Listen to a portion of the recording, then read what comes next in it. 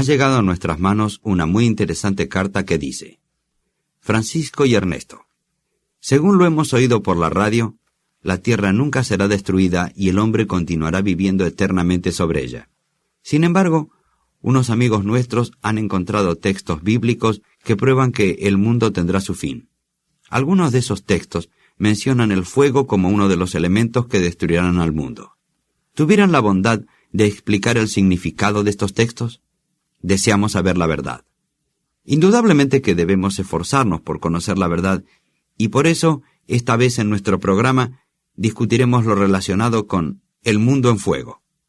Estas transcripciones son presentadas por la Asociación de Estudiantes de la Biblia El Alba. Ciertamente que la pregunta que se nos hace es bastante interesante.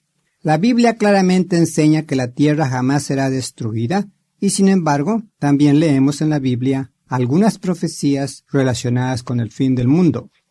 Es verdad, y como usted muy bien lo sabe, Francisco, la Biblia también habla de ardor y de fuego al fin del mundo. La idea general es que el fin del mundo significa la destrucción de la tierra. Mas, ¿cómo puede ser eso cierto si, como usted dice, la Biblia enseña que la tierra jamás será destruida? Comencemos por averiguar el significado de la palabra mundo, según se emplea en la Biblia. ¿Qué significa?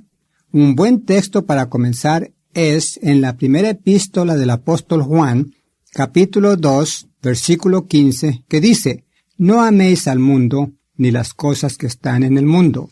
Sin duda que el texto no se refiere a la tierra, por cuanto evidentemente Dios no tiene objeción alguna de que amemos las hermosas cosas que vemos a nuestro derredor, en la tierra. Pero, Francisco, ¿cuál entonces es el mundo al que la Biblia nos dice no debemos amar? En el capítulo 18 del Evangelio de Juan se dice bastante con respecto a tal mundo. Y en el capítulo 14, versículo 30, Jesús nos dice que Satanás es el príncipe o gobernante de este mundo. Oh, ya comprendo. El Señor no quiere que sus seguidores amen el mundo gobernado por Satanás.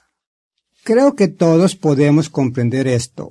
El mundo de Satanás se distingue por el pecado, el egoísmo, la avaricia, la opresión, el crimen, las guerras, y por todos los otros males que la gente civilizada muy apropiadamente odia. En la segunda epístola a los Corintios, capítulo 4, versículo 4, el apóstol Pablo nos informa que Satanás es el Dios de este mundo. Ernesto, este es el mundo que, conforme a las profecías de la Biblia, tendrá su fin. De ser ese el caso, en cuanto a mí, el fin del mundo no puede llegar demasiado pronto. Pero con todo, Francisco, la Biblia habla de fuego con relación al fin del mundo. ¿Cómo puede ser destruido un orden social por medio de un fuego literal?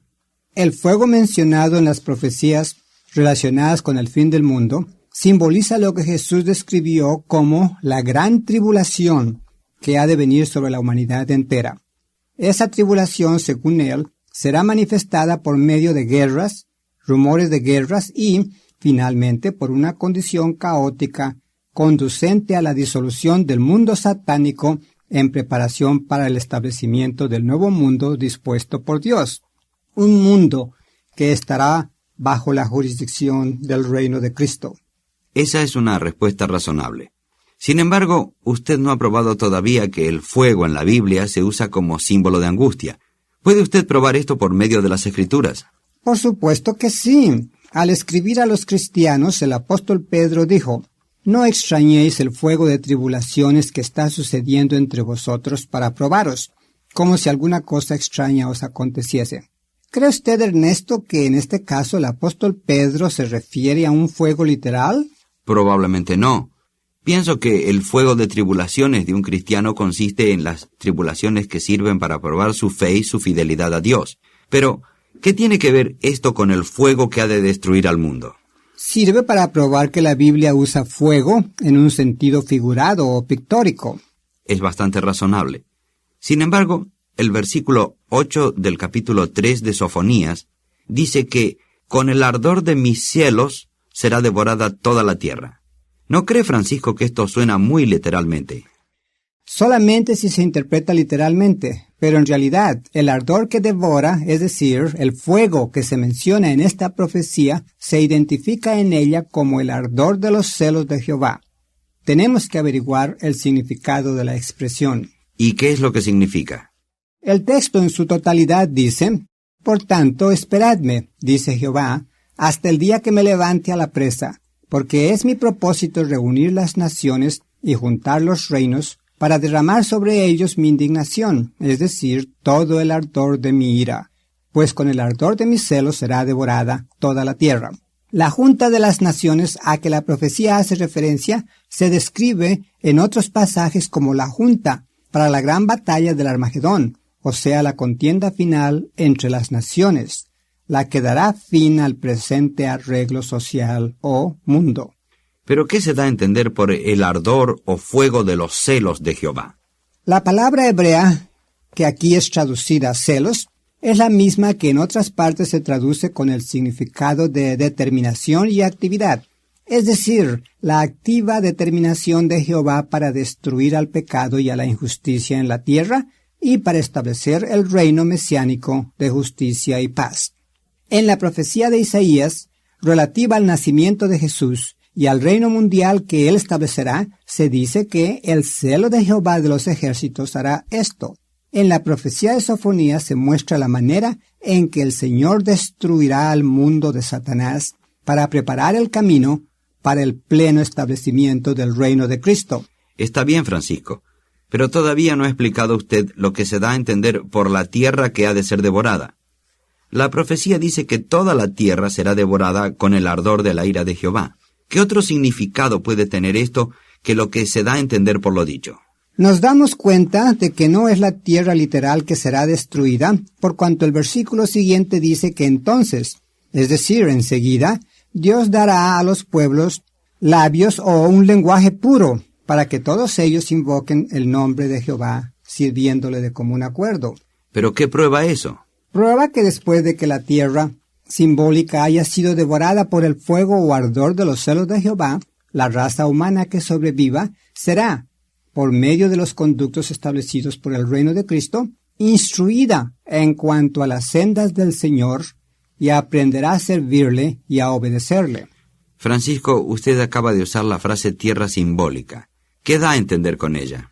Doy a entender que según las profecías registradas en la Biblia, el término tierra comúnmente es empleado para simbolizar lo que el Nuevo Testamento llama mundo, es decir, un orden social.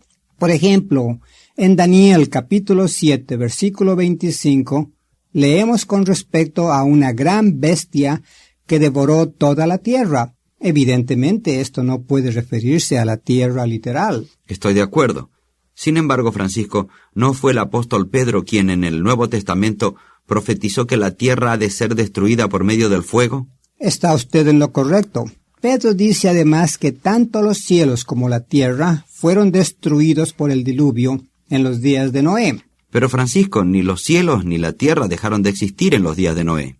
Indudablemente que no. Y esto prueba que cuando en el versículo siguiente Pedro habla de la presente tierra siendo destruida por fuego, simbólico, no se refiere al planeta Tierra, sino a las instituciones pecaminosas y egoístas que los hombres han establecido y que tienen que ser eliminadas para dar paso al reino de Cristo. Francisco, creo que no es posible probar que el profético fin del mundo implica la destrucción de la tierra y de la raza humana. Pero, ¿sabe usted si hay textos bíblicos que prueben que la tierra no ha de ser destruida? Por supuesto. En Eclesiastés capítulo 1, versículo 4 leemos: Una generación va y otra generación viene, mas la tierra permanece para siempre. En el Salmo 78, versículo 69, leemos que Dios estableció la tierra para siempre. Una de las bienaventuranzas que pronunció Jesús dice: Bienaventurados los mansos, porque ellos heredarán la tierra. Se me ocurre, Francisco, que si la tierra fuera destruida, no sería una herencia que mereciera la pena. Muy cierto, Ernesto, y creo que por medio de los textos que he citado usted podrá darse cuenta de que la tierra permanecerá eternamente. Además, el profeta Isaías nos informa que Dios, al crear la tierra, la designó como el eterno hogar del hombre y que será habitada no por una raza moribunda, sino por una raza redimida por Cristo y restaurada a la vida en condiciones de salud y felicidad. Verdaderamente que esa es una hermosa perspectiva.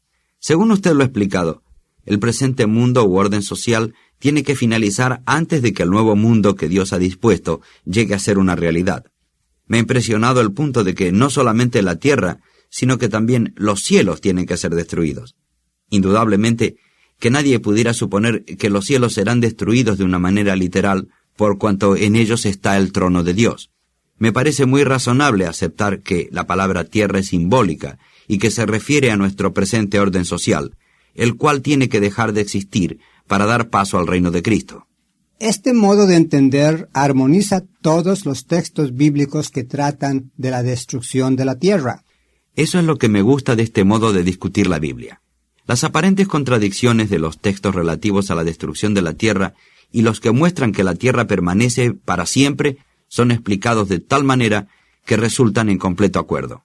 Ernesto, ¿quisiera usted decir a quienes nos escuchan algo más relativo al folleto El Plan de Dios? Con mucho gusto, Francisco. Una de las preguntas que contesta el folleto El Plan de Dios es si la Biblia ofrece alguna esperanza para los que han muerto sin ser creyentes. Otra es la de si veremos nuevamente a nuestros seres queridos que han muerto. Queridos radioescuchas, es preciso que obtengan un ejemplar de este folleto para que se den cuenta del caudal de información que contiene.